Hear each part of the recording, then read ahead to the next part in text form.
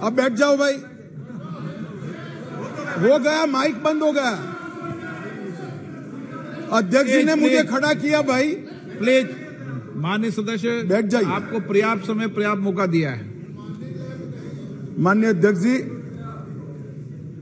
आज विपक्ष के सदस्य श्री गौरव गोगाई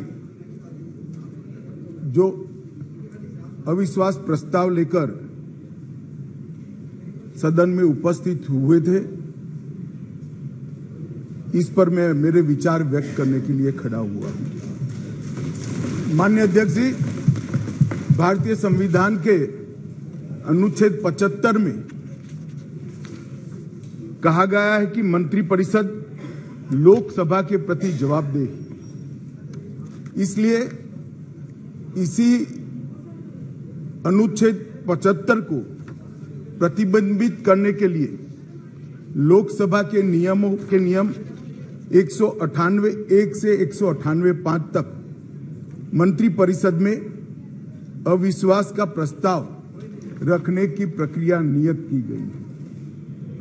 माननीय अध्यक्ष जी, जब से आजाद हुए तब से 27 अविश्वास प्रस्ताव और 11 विश्वास प्रस्ताव इस सदन में प्रस्तुत हुए। कई बार सरकारों का बहुमत जाने की स्थिति में सदन के विपक्ष के सदस्य अविश्वास प्रस्ताव लेकर आते हैं।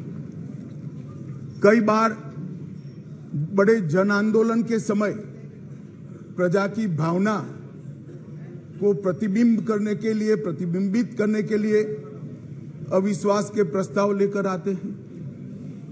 ये एक अविश्वास का प्रस्ताव ऐसा है जिसमें प्रधानमंत्री और मंत्रिमंडल के प्रति न जनता को अविश्वास है, न सदन को अविश्वास है, और ये विश्वास प्रस्ताव लेकर आए। माननीय अध्यक्ष जी, इसका उद्देश्य क्या है?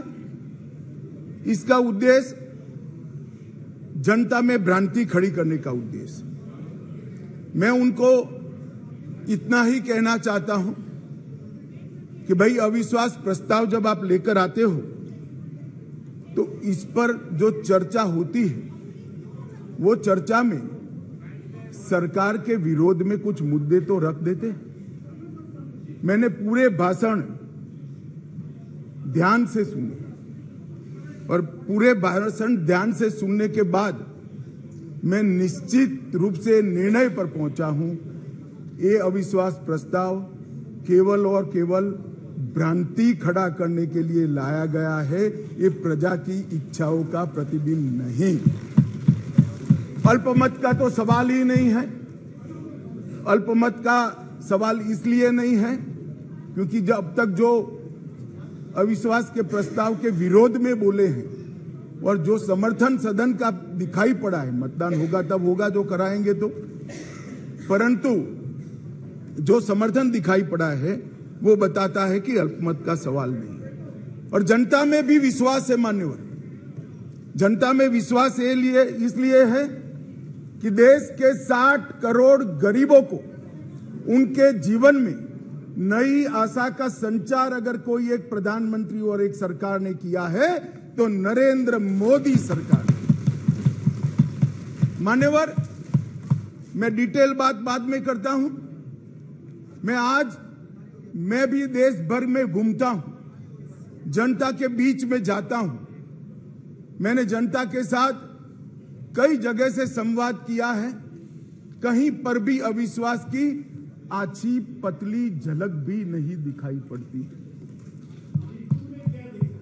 मैं बताता हूं दादा, बंगाल का भी बताता हूं।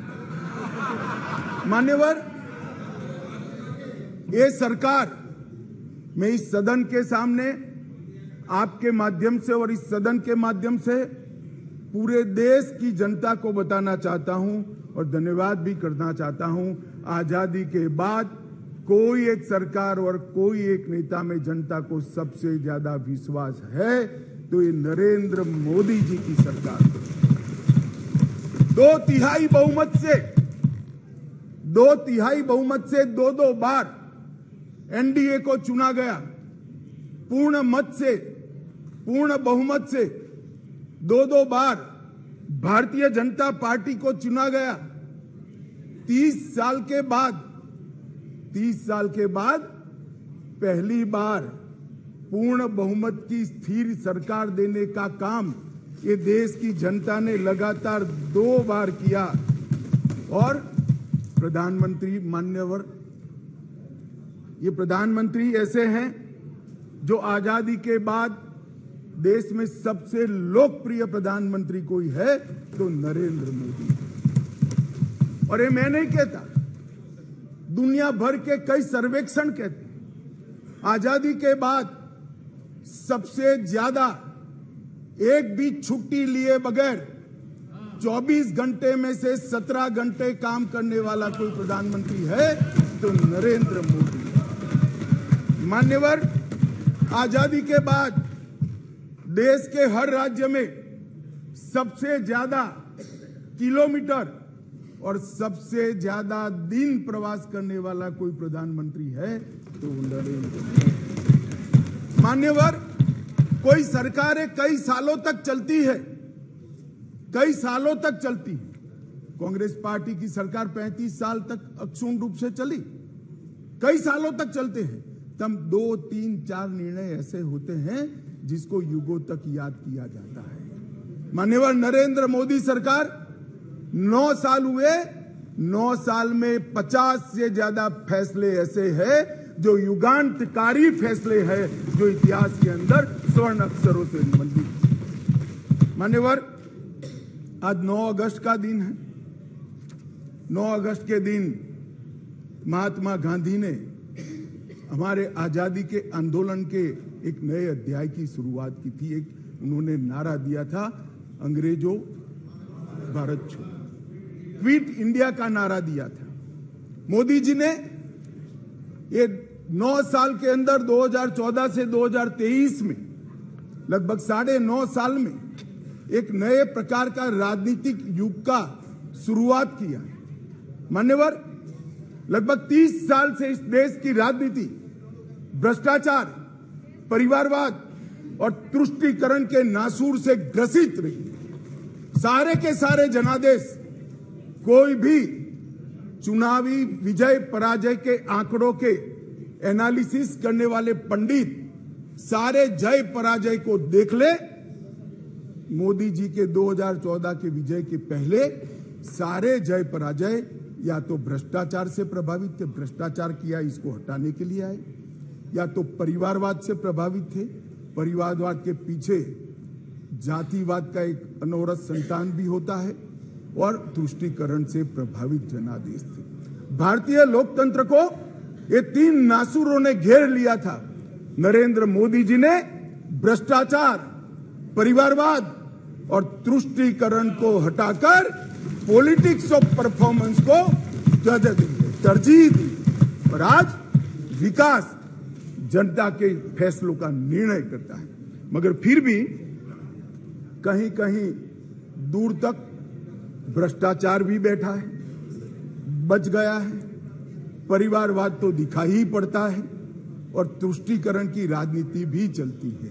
इसलिए मोदी जी ने आज नारा दिया है, भ्रष्टाचार क्विट इंडिया, परिवारवाद क्विट इंडिया, तुष्टीकरण क्विट इंडिया। मान्यवर, अगर भ्रष्टाचार, परिवारवाद और तुष्टीकरण एक क्विट इंडिया अगर कर लेते हैं तो इस देश की राजनीति में मोदी जी ने 2014 से एक नए युग की शुरुआत करी है, विकास के युग की। वो हमारे स्वतंत्रता सेनानियों के कल्पना के भारत की निर्मित 2047 के बहुत साल पहले कर देगी, इसका मुझे पूरा विश्वास है। मान्यवर, अविश्वास का प्रस्ताव एक संवैधानिक प्रक्रिया है, हमें कोई आपत्ति नहीं। विपक्ष का उद्देश्य है कोई भी हो, विपक्ष का अधिकार है, अविश्वास का प्रस्ताव ले आते हैं। और मैं तो कई बार मानता हूं कि अविश्वास प्रस्ताव से पार्टियों के और गठबंधनों के चरित्र उजागर होते। कई बार अविश्वास प्रस्ताव आए, मैंने जैसे पहले कहा, मैं 3 अविश्वास प्रस्ताव का जिक्र करना जरूर चाहूंगा। दो अविश्वास प्रस्ताव है यूपीए सरकार के खिलाफ, जो हम विपक्ष में थे तब लेकर आए थे, और एक अविश्वास प्रस्ताव एनडीए सरकार के खिलाफ था, जो यूपीए जब विपक्ष में थी तब ले गए। 1993 जुलाई में नरसिम्हा राव जी की कांग्रेस की सरकार थी, उसके खिलाफ अविश्वास प्रस्ताव आया। अब सरकार बचानी होती है, नरसिम्हा राव जी को बचानी थी। कांग्रेस का मूल सिद्धांत है एन केन प्रकारेण सत्ता में बने रहना, सत्ता में बने रहने का प्रयास करना। ना इसके लिए सिद्धांत होते हैं, ना नीतियां होती है, ना औचित्य होता है। मान्यवर, नरसिम्हा राव जी की सरकार अविश्वास प्रस्ताव जीत गई और बाद में कई लोगों को जेल की सजा हुई, स्वयं नरसिम्हा राव जी को हुई, क्योंकि झारखंड मुक्ति मोर्चा को घूस देकर अविश्वास प्रस्ताव पर विजय प्राप्त करी। आज कांग्रेस भी वहां बैठी है और झारखंड मुक्ति मोर्चा भी वहां बैठा है। मान्यवर, 2008 में मनमोहन सिंह जी विश्वास प्रस्ताव लेकर आए। विश्वास प्रस्ताव के वक्त भी एक बार यहां पर बरोबर देश में वातावरण हो गया था कि इनके पास बहुमत नहीं है, बहुमत था भी नहीं। और मान्यवर, इस सदन ने उस वक्त सबसे कलंकित घटना देखनी पड़ी। सांसदों को करोड़ों रुपए की घूस देनी पड़ी और हमारे ऑनेस्ट सांसद वो रुपया लेकर पीठ के सामने आए और कहा कि हमें संरक्षण चाहिए, हमें रुपया ऑफर किया गया और वो सरकार बचा ली। तो एक तो चरित्र है यूपीए का, सरकार के सामने अविश्वास का प्रस्ताव आए या कोई अविश्वास का प्रस्ताव न लाए, इसलिए विश्वास का प्रस्ताव वो स्वयं लाए। इसमें से बचने के लिए सारे सिद्धांत, सारा चरित्र, सारे लोकसभा के नियम कानून, हमारी परंपराएं, इसको त्याग कर येन केन प्रकारेण सत्ता को संभालना और सत्ता पर काबिज रहना। इसके सामने मान्यवर दूसरा एक उदाहरण है। 1999 में अटल जी की सरकार थी और अविश्वास प्रस्ताव आया। मान्यवर, ये जो कांग्रेस ने किया वो हम कर सकते थे, क्योंकि 93 में नरसिम्हा राव जी ने देश के सार्वजनिक जीवन को एक एग्जाम्पल पूरा कर दिया था कि सरकार ऐसे भी बचाई जा सकती है, करोड़ों रुपया देकर भी बचाई जा सकती है। हम भी कर सकते थे, मगर हमने नहीं किया। हमने नहीं किया। हमने हमारी बात रखी। देश के प्रधानमंत्री अटल जी ने इसी सीट पर बैठकर अपनी बात रखी संसदों के सामने और जो कहा कि संसद का जो फैसला है मैं सर पर चढ़ाऊंगा, हमें कोई आपत्ति नहीं। मान्यवर, सिर्फ एक वोट से सरकार गई, सिर्फ एक वोट से। क्या हम यूपीए और कांग्रेस की तरह बचा नहीं सकते थे? बचा सकते थे, मगर मैंने कहा ना कि कई बार संकट के समय गठबंधनों और पार्टियों का चरित्र उजागर होता है। यूपीए का चरित्र सत्ता बचाने के लिए भ्रष्टाचार करने का चरित्र है और भारतीय जनता पार्टी और एनडीए का चरित्र सिद्धांतों के लिए राजनीति करने का चरित्र है। मान्यवर, उस वक्त मुझे ठीक याद है, मैं संसद में नहीं था, सदस्य नहीं था, बहुत सारे सीनियर सदस्य होंगे उस वक्त। मान्यवर, एक ही वोट का फर्क था और अंत में गिरधर गोमांग के वोट को हमारे उड़ीसा के पूर्व मुख्यमंत्री उस वक्त मुख्यमंत्री से शपथ ले चुके थे और वोट डालने आए थे। वो वोट को वैलिड गिनना या नहीं गिनना, मगर मान्यवर, आप जिस आसन पर बैठे हो इसकी भी गरिमा का एनडीए ने पालन किया था। हमने कोई दबाव नहीं बनाया।